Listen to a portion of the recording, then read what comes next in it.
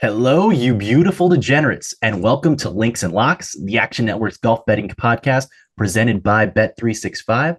I'm your host, Roberto Arguello, and I'm very excited to be joined by Spencer Aguiar as we break down our 2024 3M Open tournament betting preview. Major championship season is over. Congrats to Xander Schauffele and all of his backers for winning the 152nd Open champion. He is your champion golfer of the year. However, some of us like to refer to the Open Championship as just the pregame for the big event, the Barracuda Championship. Shout out to Nick Dunlap, cashed for us last week at 45-1. I texted Spencer and Nick on Monday saying, man, I like Nick Dunlap at 25-1. He moved to 45-1, didn't place the bet at 25, liked him even more at 45. Doesn't matter what number you got it at. He cashed. Shout out to Nick Dunlap. Second win at just 20 years old. Hope to grab a pint with him at some point when he eventually turns 21.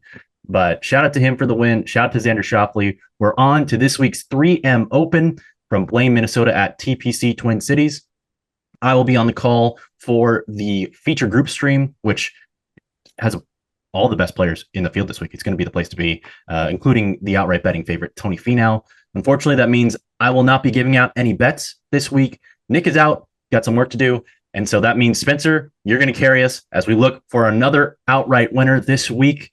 We didn't hit on the Open, but your best bet did, and it was smooth sailing. Colin Morikawa minus 120 over Bryson DeChambeau.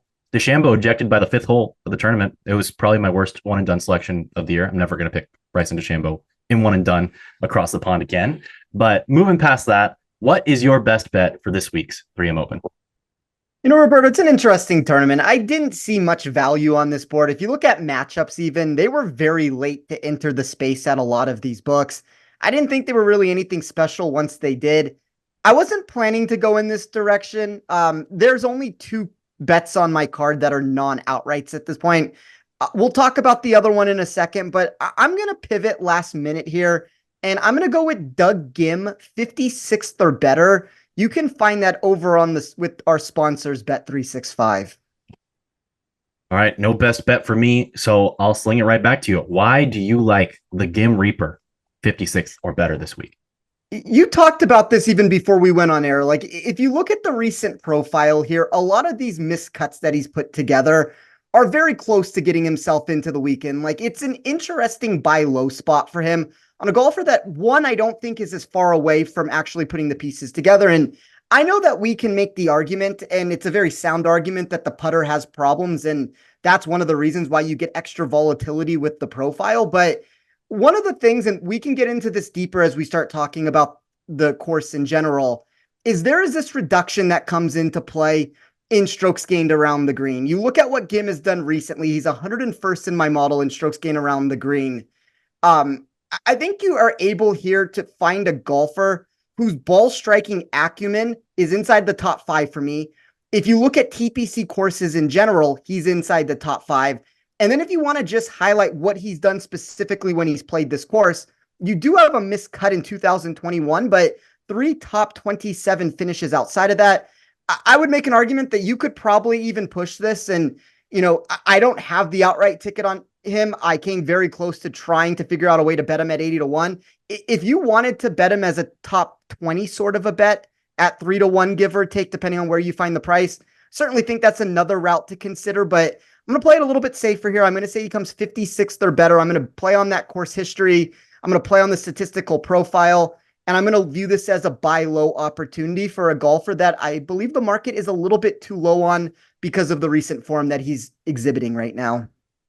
Yeah, a few close calls on those missed cuts. So I think the floor is higher than you might assume if you just take a quick glance at his profile and his recent finishes. And his putter, when it was on earlier this season, he was cashing top 20s. He had 5 straight between the Farmers Insurance Open through the Phoenix Open, Mexico Open, Cognizant Classic, and the Players, all top 20s when his putter gained strokes, but hasn't gained strokes putting in more than one tournament since then. But he doesn't even need to gain strokes putting to cash your ticket at 56 or better. So I think he's going to make the cut. He'll hit enough fairways. That's going to be a key this week. And the iron play will give him opportunities to hit these massive greens in regulation, make some birdies, cash a check, and cash your bet. let's get into the course preview for TPC Twin Cities. The 3M Open has only been around since 2019. Fun fact, that was the first golf tournament I ever broadcasted. So no course history for me to go off of that week. That was a little bit challenging. Also, that was just terrible and sick. But 3M Open this week is the sixth playing at TPC Twin Cities. How are you modeling the course this week? If you've listened to any other content this week, you've already heard this answer numerous times. I don't want to overly dive into that narrative because it's going to be pretty self-explanatory, but tournament founder Hollis Cavner has described TPC Twin Cities the best when he called it birdies and train wrecks. I think the two essential notes that I want to add to that, though, before we move on past that point is you have 13 holes that are going to have water that is going to easily enter the mix. That generates over 300 water balls yearly. But if you want to look at the birdie side of it, we get this ample opportunity between the 3 scoreable par 5s that play as your most accessible holes, plus the 5 par 4 locations that stretch between 379 yards to 424 yards. Those 8 chances will render 8 of your 9 easiest opportunities, which helps to deliver birdie or better rates that are going to land somewhere between 21% if you look at that short par 4 10th, all the way up to over 50% at the par 5 12th. You add all that together here, my math started to notice a couple interesting trends. So around the green production shrunk to only a 6% importance for dispersion of scoring for those who work themselves up the leaderboard and into the top 10. That isn't necessarily going to be a shock when water plays such a heavy factor.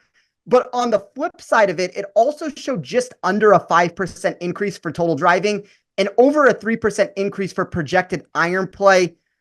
That is that data intensive blueprint for ball striking. It's, I just talked about why I like Doug Gim a second ago, and that's one of the main reasons for a lot of these golfers why they ended up propelling themselves up my model. You can look at TPC expectations. I think expected putting on similar greens, and that's something that I'm going to dive into deeper when I talk about my outright card, because I noticed a certain trend there that we might be able to use to our advantage. You also add in that ability to create opportunities or to prevent damage. Do all of that, add the ball striking to the mix. I did think this was a unique modeling opportunity for those who are able and are willing to take their research to the next step. So we've talked about this, Roberto, and I'll just echo the sentiments on this show.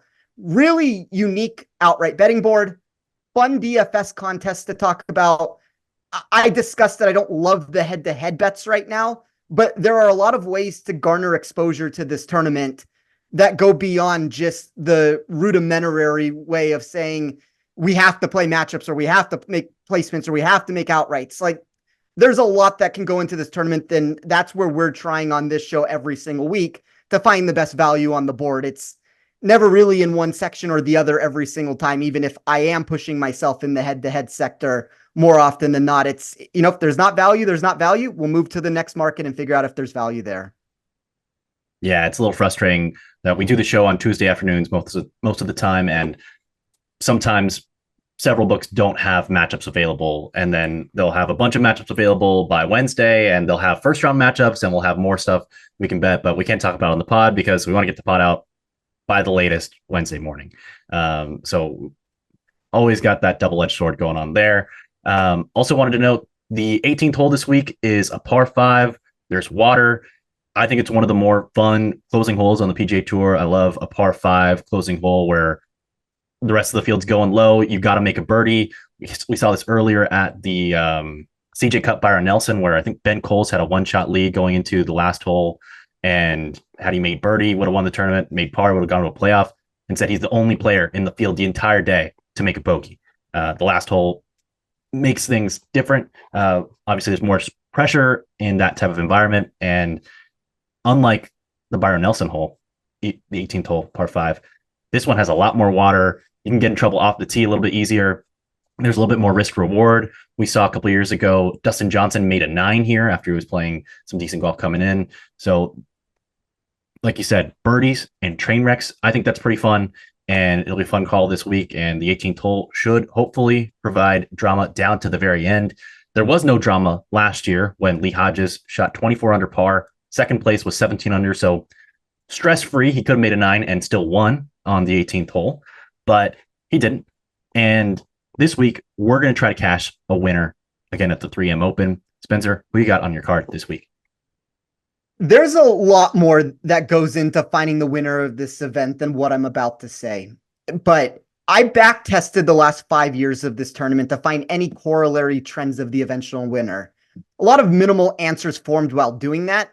However, the one significant return in all 5 spots was how the eventual winner landed as one of the more significant climbers for me pre-event when I compared projected putting on similar greens versus baseline expectations elsewhere. So essentially, to simplify that, the removal of around the green production adds extra credence to ball striking. We've already talked about that. The heightened ball striking then rewards the answer that we discussed of creating opportunities and preventing damage. You add all that together, the winner's naturally been the one that gives you that high-end output for ball striking, mixes it with an upgraded putting retrieval from within the data for this specific course that we're looking at here. The problem with that route, and I do want to give the cons to the way that I ran this here, a lot of those winners that I talked about that experienced a positive trajectory for putting also had a negative trajectory for win equity. Like Leah Hodges, who ran away with this tournament, as you just discussed, would be the prime example of that last year. But there were 3 names in my card that I ended up betting, and then there's 3 names that don't fit this narrative here.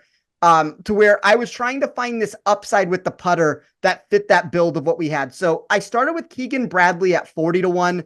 That was a price that the market quickly corrected down into the 33 to 35-1 range. Bradley ended up grading as my 7th largest climber in projected putting on similar bent grass greens.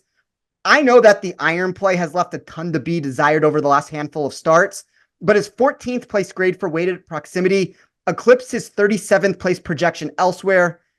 The improvement that he received in bogey avoidance when faced with a more challenging setup also played, and it helped to propel him to a very surprising, and there were a couple surprising returns here, #1 projection for me in strokes gained total. So this is one of those boom or bust selections that we're looking at, and we've kind of gotten that with the profile recently. But, you know, if you know anything about Keegan, and I'm not saying this is a reason to bet him, Keegan is a gamer. Keegan's going to want to select himself when the Ryder Cup rolls around. Well, how do you do that? You start winning golf tournaments. So I think Keegan is motivated. The profile really fits this course for what I'm looking at. So I took him at 40-1. I went back to the well on Keith Mitchell at 37-1.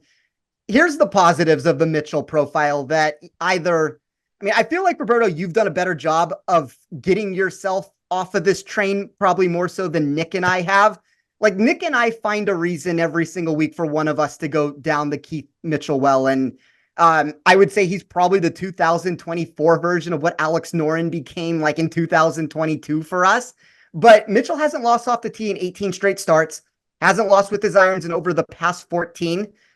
The key, though, for all of that is his typically bad around the green play gets reduced at this venue for all the reasons that I've already discussed. 5th in back-to-back starts at the property. It's also worth noting that while his putter hasn't gained more than 1.6 shots in an event for 23 straight tournaments, and that's a shocking number to get for 23 straight tournaments, we have not seen him have any boom potential with it. The last time that it did occur came during the 2023 rendition of the 3M Open, where he earned 5.1 strokes. You want to also add in what he's done at this tournament in general. Take the 4 starts here. He's averaging plus 4.43 shots per event with the flat stick. There are a lot of really big outputs that he's put together. So I know people look at the market and you continue to see him in this low 30-1 range.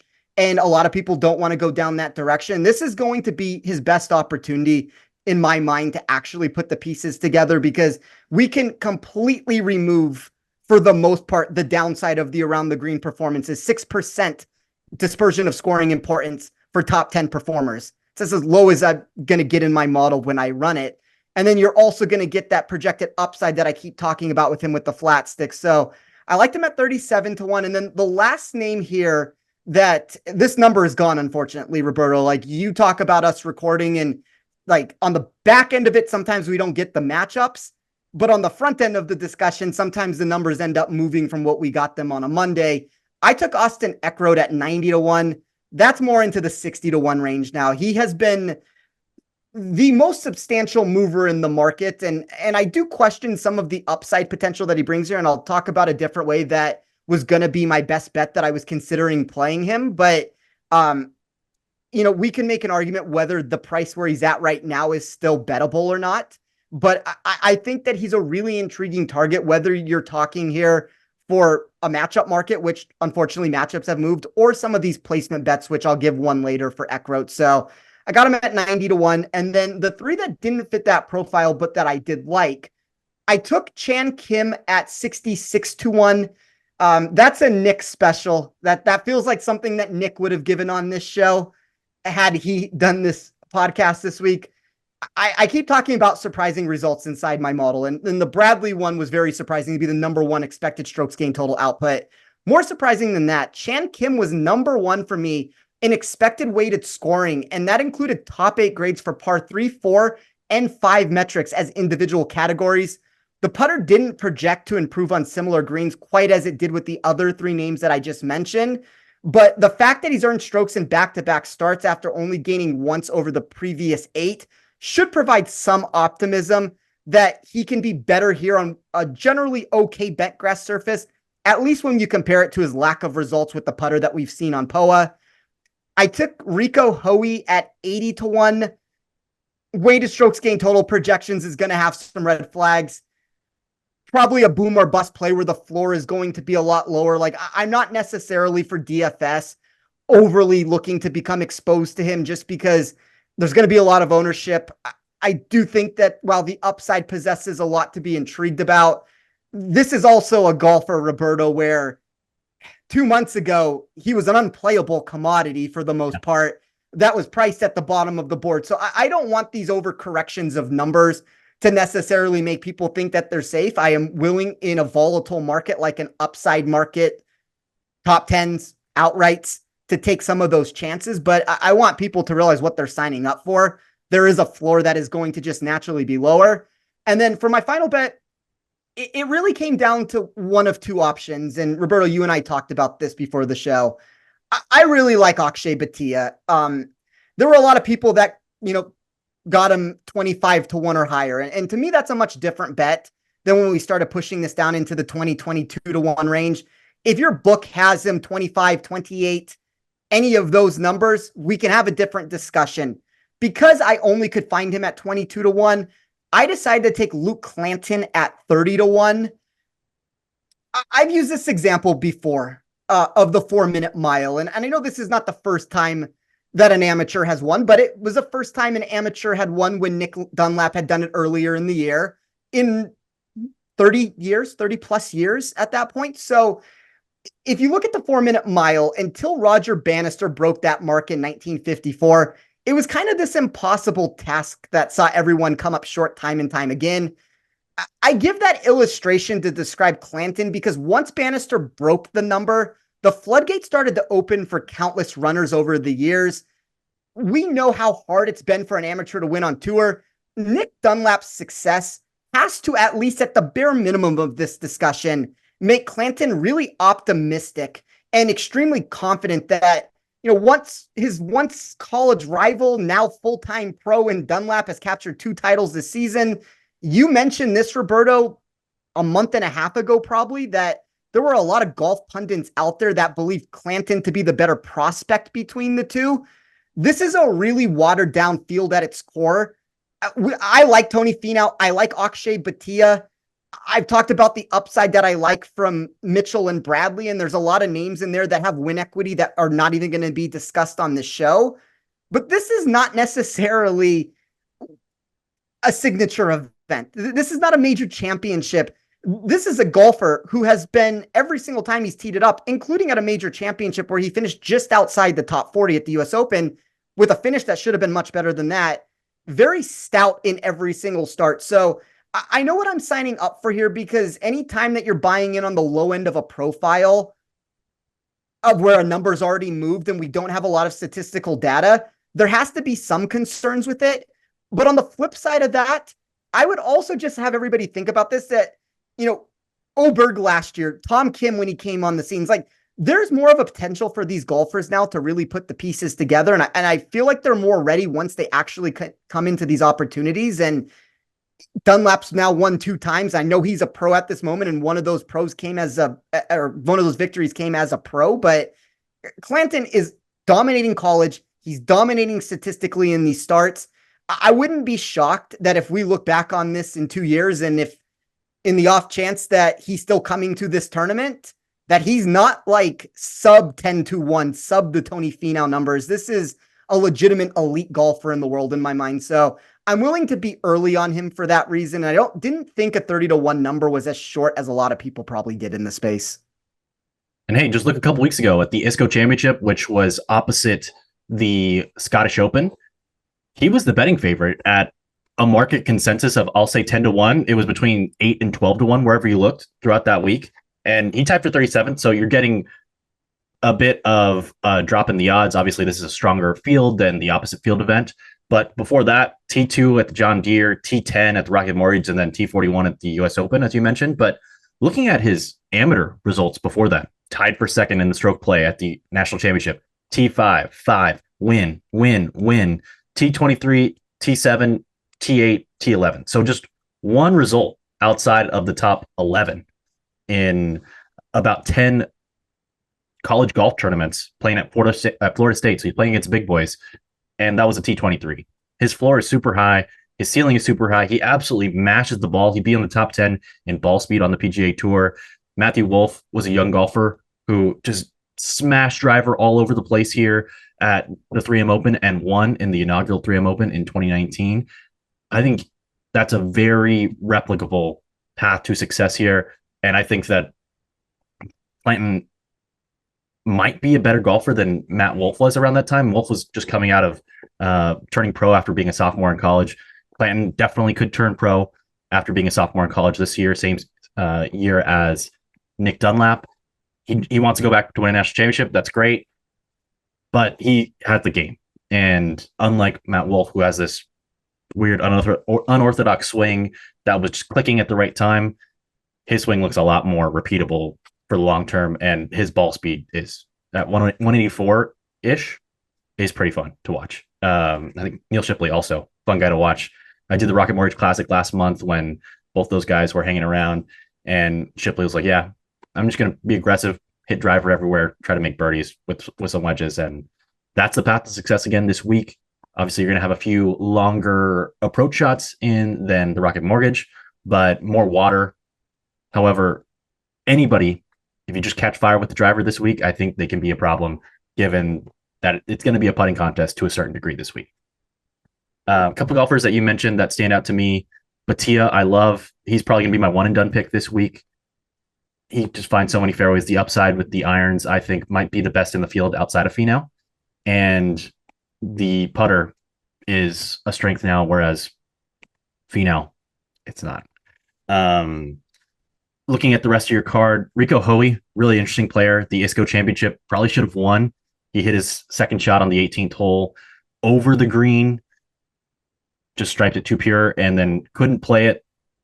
He probably could have played it, made the decision not to play it. Had he gotten a par up and down, he would have won the tournament, but instead took the drop, ended up going to a playoff, 5-way playoff. It was electric.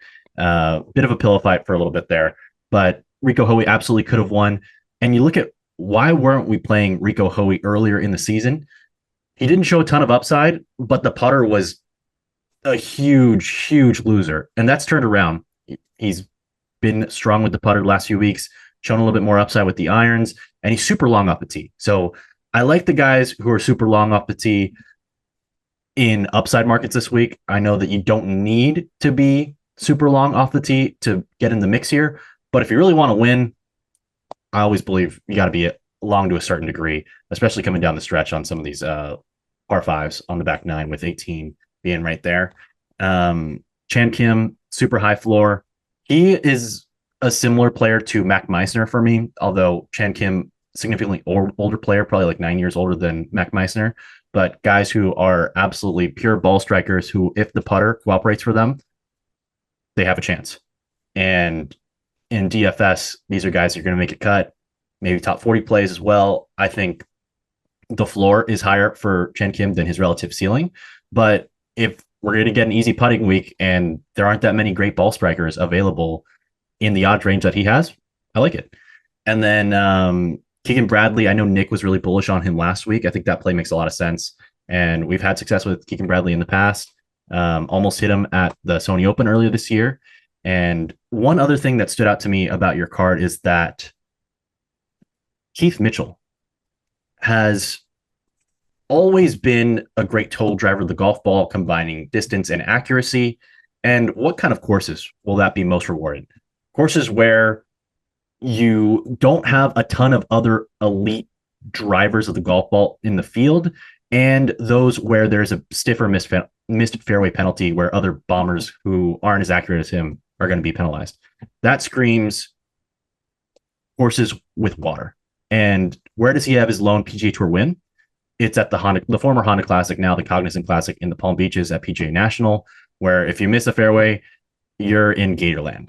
And both he and Austin Eckroat are now winners there. And I think there's a lot of commonality, at least off the tee, on these two golf courses. I think that's where the similarities end. But off the tee, you're going to be hitting a few more drivers here at the 3M Open, but you're going to be rewarded when you do hit the fairways with this driver. So I think that Eckroat and Mitchell plays make a lot of sense this week. And I'm pretty sure I bet Keith Mitchell here last year.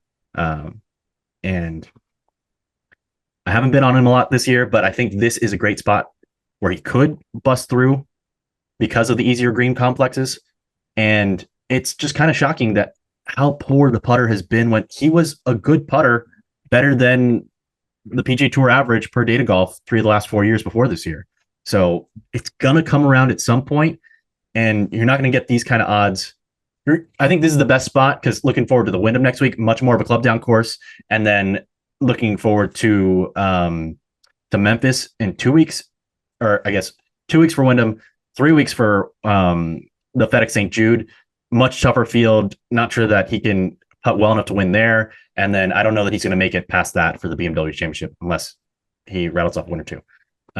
So this is the last real chance to bet on some of these guys. I think that's something that, hey, I've been betting this guy all season. If you really still believe in him, this might be your last chance to cash on some of them. So stick with your guns. I think there are a lot of guys who can be successful this week. So very excited to watch. Spencer, did you say you had one more play on your card as well? I do. It's funny, Roberto. Before I give that, I don't know why I looked, because I bet Keith Mitchell every week. So why would I not have bet him here last year? I also had Keith Mitchell at this tournament last year. So, the numbers continue to show for Keith Mitchell. But yeah, the other bet that I have goes back to the Austin Eckroat discussion that I brought up previously. I bet him inside of the top 20 at plus 275.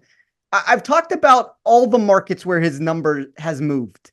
And that number, even in all the placement markets, are steadily on the move across the board. That plus 275 that was out there was the highest total by about 15 points, give or take, compared to most of the rest of the market. So a number grab on a golfer that is clearly one of the sharp movers in the space. He's a pretty substantial favorite in all of his head-to-head battles. I always run my model, as I talk about, trying to find golfers that have that safe profile when I start betting some of these top 20 bets. And Eckroat landed inside of the top 65 for me in every single category that I ran, which includes some extremely high-end marks based off of his baseline projections here, like weighted strokes gained total being one of those, the increase that he gets with the putter. I think it's a nice spot for Eckroat. The numbers are going to continue to move. And unfortunately, in the outright market, we've kind of reached the threshold of where there's value or not value in the argument there. But I think Eckroat's a really good play this week for all the reasons I've already outlined. I like it. Let's jump into the one and done discussion. Last week was a train wreck for most people who play one and done. I believe we had 15 people in our one and done pool. Only 2 players made the cut. Of course, one of them was our leader, Michael Leboff, and the other was Nick, which for everybody except for me, or for me personally, 2 worst results because those guys were third and first. And for everybody else in the pool, 2 of the 3 worst results possible happen. So our leader, Mike Leboff, has a $3 million lead over me, about $3.2 million lead over Nick, who is basically in a virtual tie with me for second. Spencer, you did not help your missed cuts or your made cuts chances, but basically everybody else hurt theirs too. So basically treading water there. I'm pretty locked in on Akshay Bhatia. I'm not even sure that we can use Luke Clanton, but I'm intrigued by him too. Those are the two guys that it's going to come down to for me this week. But he is a little bit more known of a commodity, and I trust him to hit more fairways than Clanton. So I'm going to go with him as my one and done play this week. Who are you going with for one and done? I looked when there were maybe about 8 holes to play, give or take. At least for Hatton, there were 8 holes to play. That was who my one and done was last week. And I checked to see who everybody around me had, since I'm trying to go for the most made cuts. And everybody was going to miss the cut. And Hatton was sitting there at +2. And I'm like, okay, this looks great. I'm going to have a one tournament lead entering the final stretch here. I'm going to be in a good spot. Then all of a sudden I go on the Twitter and I see Hatton's in implosion mode. Hatton is carrying his own bag because he's angry. And I knew everything was going to go south at that moment. So, I don't know if you have my team up in front of me right now, Roberto. I pulled up. I lean towards Keith Mitchell as the name I'm going to take. I don't know if I necessarily have to be that aggressive with the pick because I am trying to make cuts, but I kind of think you might be correct that we can't take Clanton. I don't know if his total actually counts towards the payout in our leagues. Oh, I didn't do that actually. Yeah. Have I used Keith Mitchell yet? You have not. That's a shocker. I find ways to use all these random players in these weird weeks, but I probably lean towards Keith. I know I've already used Finau. That would be the safest route to go. I guess Akshay would probably be the next safest route behind Finau if I'm just trying to find a made cut, but I'll probably go with the Keith Mitchell route just because of some of the upside numbers in my model for him. Makes sense. You hit on Robert McIntyre 2 weeks ago and one and done as your winner. So hopefully you can keep it rolling.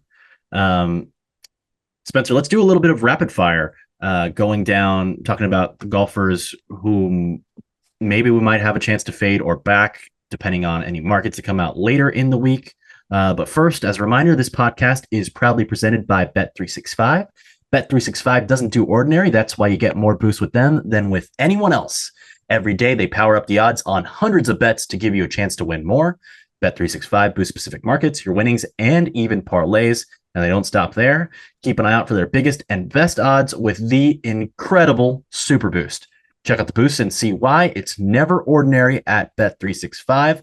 Must be 21 or older and present in Arizona, Colorado, Indiana, Iowa, Louisiana, North Carolina, New Jersey, Ohio, Virginia, or 18 older in Kentucky.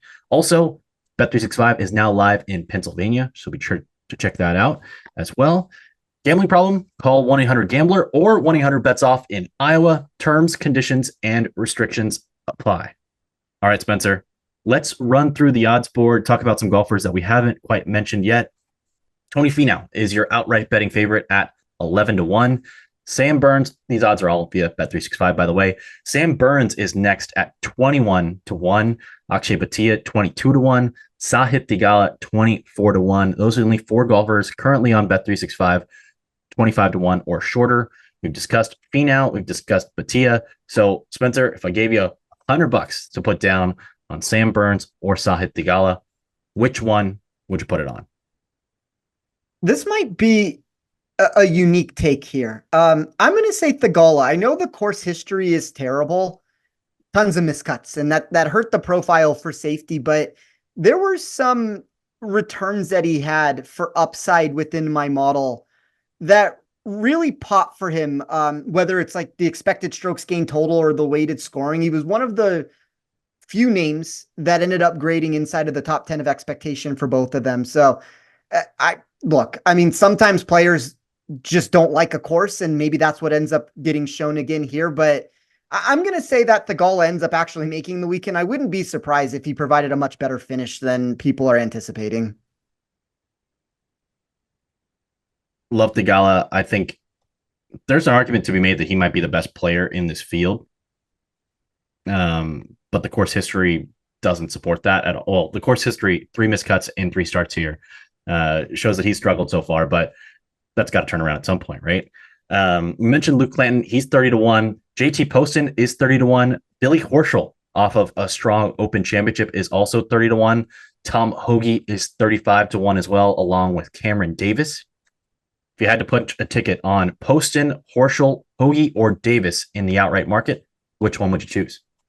Hoagie was one of the near misses for me, number one in my model in weighted proximity. I thought there was a lot to like about him in, a different way. And in a world where hypothetically Keegan Bradley wouldn't have been in this event, I probably would have replaced him directly with Hoagie in that spot. So I like Tom Hoagie this week. Gonna need to make a bunch of birdies, and he can throw darts with the best of them on the PGA Tour. Going down the leaderboard, or going down the odds board just a bit, your boy Keith Mitchell is right there at 37-1. Taylor Pendrith is also 37-1. Eric Van Rooyen is 45-1. And also at 45-1, we have Kurt Kitayama and my favorite golfer in the world, Nick Dunlap. Among Pendrith, Van Rooyen, Dunlap, or Kitayama, which one would you like to bet at 37 or 45-1 if you had to? Most of these names in my model have negative trajectory for upside. I would probably go with Kurt Kitayama because of the top 20 marks for weighted ball striking. He also delivers a top 25 expectation for me when I ended up extending it a little bit deeper for weighted bogey avoidance plus birdie or better percentage. So, a little bit more upside in my model based off of that, but there's a lot of names there that are kind of safer targets in my model than the upside that I'm getting delivered from them. Only two golfers were better on approach last week at the Open Championship than Kurt Kitayama. Xander Schauffele and Scotty Scheffler. You may have heard of those guys before. Interesting golfer, I think, this week, Kitayama. The putter is not an asset for him, and you're going to need the putter to cooperate this week. This year, he's only gained more than one stroke per round putting in a tournament the whole year. So not a lot to love with the putter, but we saw him win at a big time event, signature event, or I guess it was an elevated event at the time last year at the Arnold Palmer Invitational. We know the ceiling is there for Kitayama, just about him putting the pieces together. He's a really interesting golfer, I think, to watch, not only this week, but going forward. Can I give you one answer before we move on to the next question on that? Because you brought up a very interesting point with Kitayama and the putter there. So overall birdie or better percentage, just on any generic course, 98th in my model. On specific venues like this that possess the ability, and I ran it both ways. I ran it, how does somebody perform when they get more difficult courses and more difficult holes? And how does somebody perform on these easier to score par fives, short par fours? Kitayama jumped from 98th to 28th. So there is an expected increase for him when you do give him the ability from a birdie or better potential here. So that's always kind of what I'm looking for a player that can overachieve or surpass what their expected baseline total is on a specific venue. So that's one of the reasons why I went the Kitayama route. He possessed a little bit more of that upside in that area, but yeah, I mean, he's like a fringe top 25 play one way or another. And to your point, the last time he played on bent grass greens was at the Travelers Championship, where he had his second best putting result of the entire season. His best putting result happened when I bet him for a top 10. He finished T8 at the WM Phoenix Open. Probably a little bit more lucky than good of a bet, but it cashed nonetheless. So gonna need to get lucky sometimes in gambling. But Kitayama's an interesting player. Moving down the odds board just a little bit, at 50-1, the man from Moose Jaw, Canada, is hanging out. That's Adam Hadwin, along with Emiliano Grillo at 55-1, Patrick Rogers at 55-1 as well, along with Ben Griffin and Mackenzie Hughes. Among those five, Hadwin, Grillo, Rogers, Griffin, and Hughes, which one would you be most interested in an outright ticket? I'll take Adam Hadwin, 11th in my model in weighted strokes gain total. I actually am a little bit lower on Grillo than the rest of the market seems to be. We get these situations, and I understand that course history is important, but I think sometimes the course history narrative carries a little bit too much weight. And for me, a name like Grillo, it doesn't mean he's going to miss the cut. It doesn't even mean that he's not going to produce a top 20 sort of a finish. Just think that a lot of these markets are already baking it in to where we have seen quality result after quality result after quality result for the most part at this venue. And when you start getting that narrative that builds in for a player, you normally get yourself in this spot to where they are, even if they're not a fade candidate per se, they're a golfer that I'm going to be much lower on. So like 3 top 10s is just pushing me in the opposite direction when he's 48th in my model overall. Yeah, I don't think course history for me is that important at this event, just given the water and the nature of you're going to need to roll in a lot of putts. Griot also is an interesting case study because he's historically been a poor putter who's been carried by his ball striking. But in the last year, his putting has gotten a lot better. But over the last few months, the putter has gone cold a little bit. So I think there's reason to lay off of him, at least until we see a few more signs of life. But hey, like we said earlier with Keith Mitchell, if there's any place where you can bust out with your putter, it's on these pure bent grass surfaces that are pretty flat this week. Although I would think that he's a good fit because his big weakness nowadays is around the green, and that is minimized with the high GIR percentage and the easier surroundings, as long as you're not in the water, of course. Yeah. Moving down the board, Spencer, and I'll get you out of here on this one.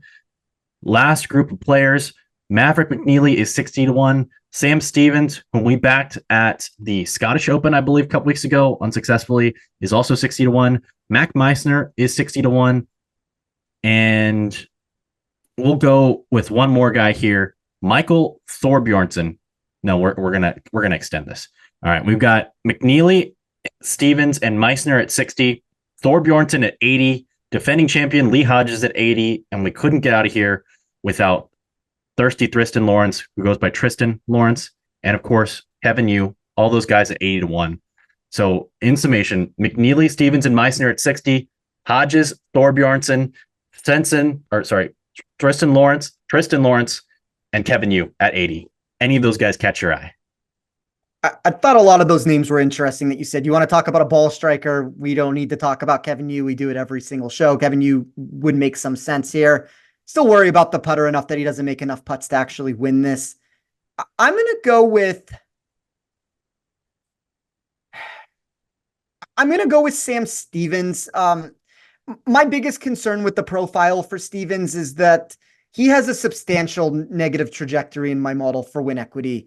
He has a really safe profile from top to bottom, though. He has a negative mark on similar green complexes for his ability to make putts. He also loses one of his substantial strengths that we keep talking about that gets mitigated here in around the green play. Mm-hmm. I also think, though, with all of that being said, he's a top 15 expected scorer.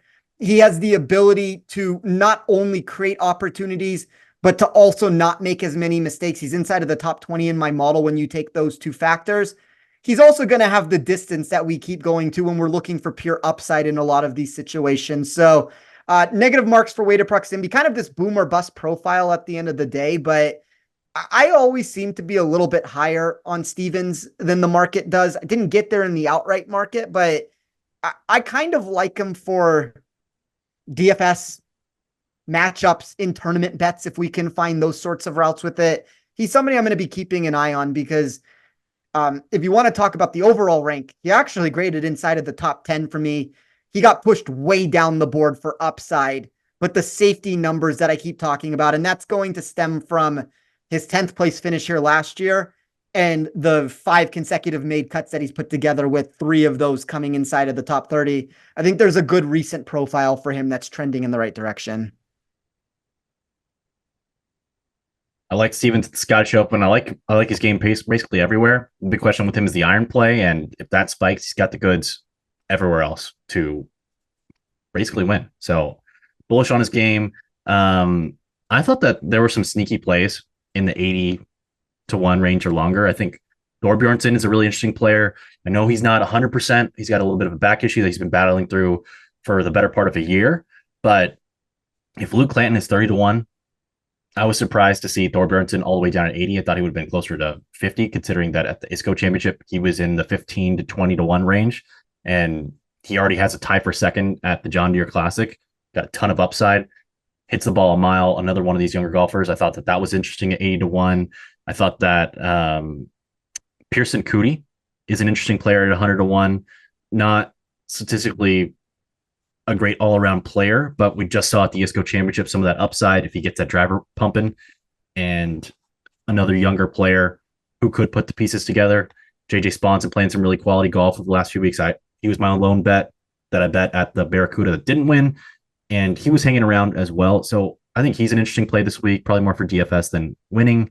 Taylor Moore might finish dead last, might not break 80 this week, but there's upside. And if anybody can cover up the weak parts of their game with a hot putter, I think this is a great week for him. Last year, he nearly made it into a playoff at the Rocket Mortgage. Similar green complexes there. Not as pure bent grass. I think he's got some POA in there at Rocket Mortgage, but this week, I like that Taylor Moore could potentially do it.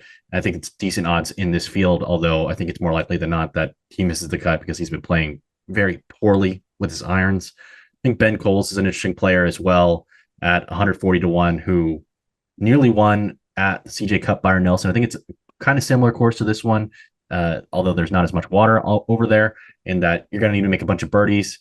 And he showed that he could do it. He's the reigning Korn Ferry Tour Player of the Year. These are all interesting guys to watch out for. I'm not necessarily saying you should bet them all outright, but I think they're interesting and they're a little bit lower than I would have expected. Although I'm not saying we should bet any of them. I don't necessarily bet more than one or two of them. I think Thor is the one that I would be most interested in if I was betting this week. Can I ask you about one name before we officially get out of here? Sure. So this is a golfer that's gone withdraw, miscut, 21st place finish, miscut.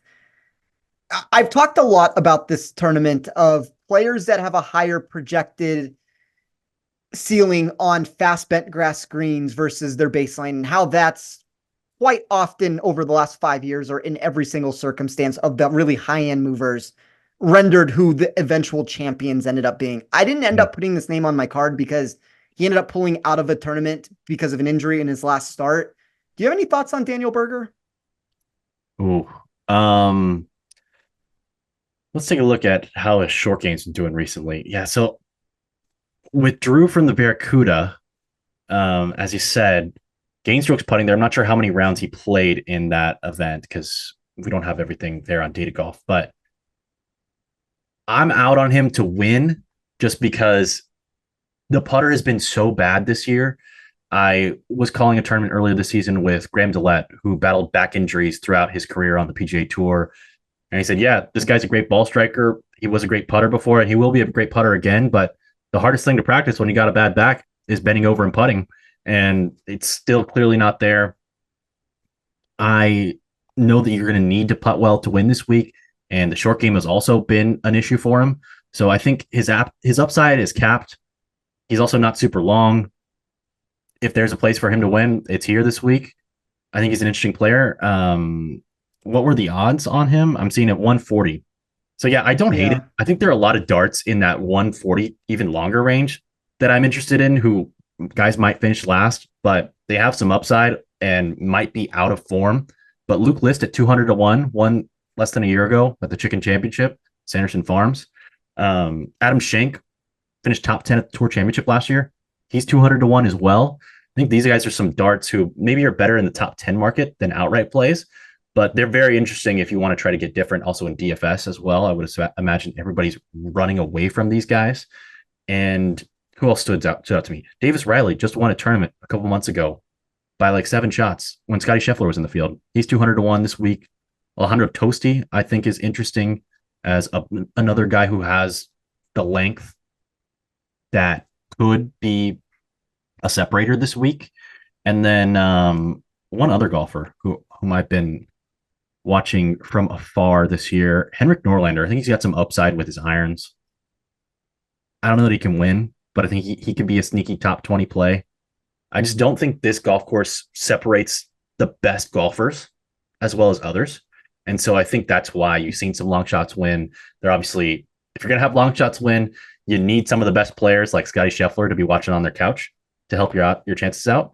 And we got that this week. So we could see a crazy winner this week, but all I ask is that we have just a competitive back nine on Sunday. I think that'll be a lot of fun. And the 18th hole lends itself to drama. And the 17th hole will be in our featured hole coverage, and I'll be out there. So very excited for the 3M Open this week. Spencer, I know you broke down some Olympic golf on the Action Network podcast this week. We're going to go in depth there next week on the podcast, but where can the people find your work? You can find me on Twitter at TIA Sports, as Roberto just said. You can listen to that Olympics podcast that has gone live as of Tuesday morning over on Action Network. I talked about the bets that I already have in for the Olympics. There's a name at near the top. We won't say the very top, but a name that's near the top that I really like. And there's also a 400 to 1 long shot that I took. So, and anytime you have a 400 to 1 sort of a play where it's obviously a number grab at the end of the day, but it's even a little bit more than just a number grab. Like my model actually thought there was a lot of value. It had a much more as a 125 to 1 sort of a golfer than the 400 to 1 price that we're getting. It's always worth, listening to a podcast like that. So go check out the Olympic podcast. I'll have all my in-tournament work over at Action like always. And then you can get my model over at Rotoballer. Awesome. We'll be very much interested in hearing your picks for next week's Olympics. Still haven't finalized my card or even started on it. So very excited for Le Golf National, which has historically hosted the French Open on the DP World Tour. Nick was not here this week, but you can find him on Twitter at SticksPicks. Also want to give a big thank you to everybody who makes this podcast possible, especially our producers, Noah Niederhofer, David Payne, and Matt Mitchell. You can find me on Twitter or X at RobertoA213. As we mentioned, I'll be on the feature group stream this week for PGA Tour Live, so very excited for that. And then once the coverage goes over to the Golf Channel, NBC, you can find our stream on the 17th hole this week at TPC Twin Cities, last par 3 on the golf course. So if you want to watch like cut sweat, guys in your DFS pool right on the cut line, other guys who might remove the cut line, we'll have the coverage of it on the 17th hole. I believe that's really the only place you can watch that kind of stuff because the network oftentimes cut out early before the cut is made, but we'll be there through at least 6:30 Eastern time on Thursday and Friday. So be sure to tune in. Very excited. Big thanks to everybody who contributes to our Links and Locks podcast. Want to get out here on one solemn note. The PGA Tour Live community lost a giant yesterday in Mark Carnevale. He was actually scheduled to be our walker on feature groups this week. So passed suddenly, really unexpected. He's a huge loss to the golf world and also was a staple on the PGA Tour radio, which I've learned a ton from listening to Carney break it down on the course. Former Rookie of the Year. Spencer, you noted earlier in the pod that there hadn't been an amateur winner on the PGA Tour in over 30 years. That amateur winner was Phil Mickelson in 1991. He ended up becoming a rookie like Nick Dunlap did in that season, but the guy who was the Rookie of the Year that year was none other than our own Carney, Mark Carnevale. Shout out to him. May he rest in peace. Very grateful to have crossed paths with him in my young broadcasting career and sending love and prayers to all of the family and everybody who knew him. So with that, big thanks to everybody who helps make this podcast what it is. And we'll see you guys next week for the Olympics from France.